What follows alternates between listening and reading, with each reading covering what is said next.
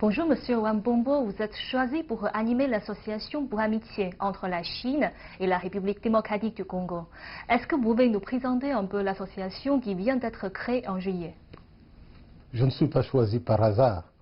Si vous connaissez mon pédigré, eh bien, je suis l'initiateur de la normalisation de relations entre la République populaire de Chine et la République du Zaïre, actuellement République démocratique du Congo.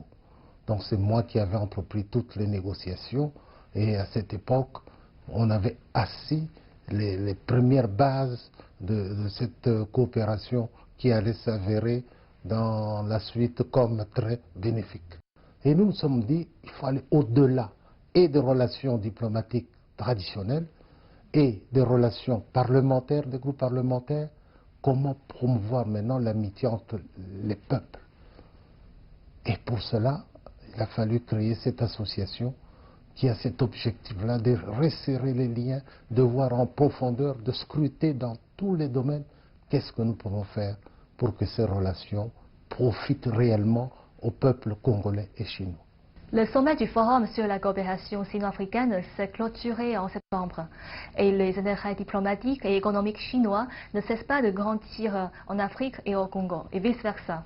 Est-ce que le développement des relations bilatérales est en bonne voie d'après vous?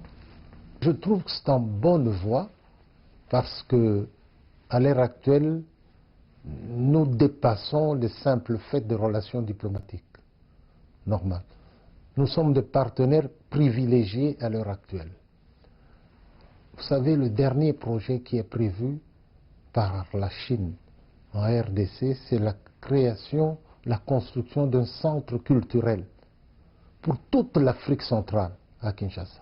L'Institut Confucius, le premier là en Afrique centrale, c'est à Kinshasa.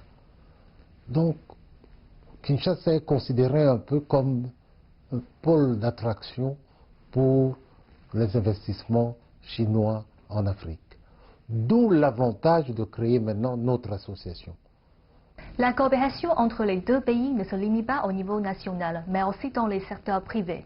En tant que président de l'association pour amitié entre la Chine et le Congo, comment comptez-vous mieux promouvoir l'échange entre les Chinois et les Congolais? Au début, nous avions des relations d'État à État. Au début, la Chine, vis-à-vis de l'Afrique, avait une politique, fournissait des infrastructures. Et maintenant, il y a une évolution au-delà de cette coopération d'État à État. Vous avez des relations commerciales, gagnant-gagnant. Vous avez des privés chinois qui sont maintenant en Afrique.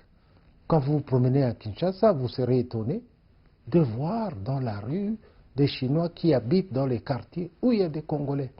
Donc il y a une symbiose qui s'est créée entre les deux peuples. Comment rendre cette coopération, quelle qu'elle soit privée ou nationale, profitable aux deux parties?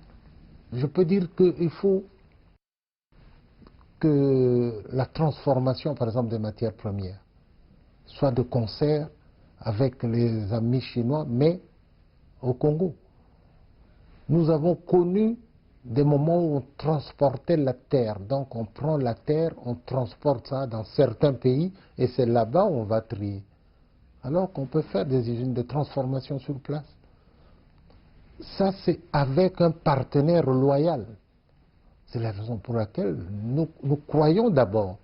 Nous avons confiance. C'est un problème de confiance d'abord aux partenaires chinois. À partir du moment où il y a cette confiance éprouvée sur le terrain, nous corrigeons.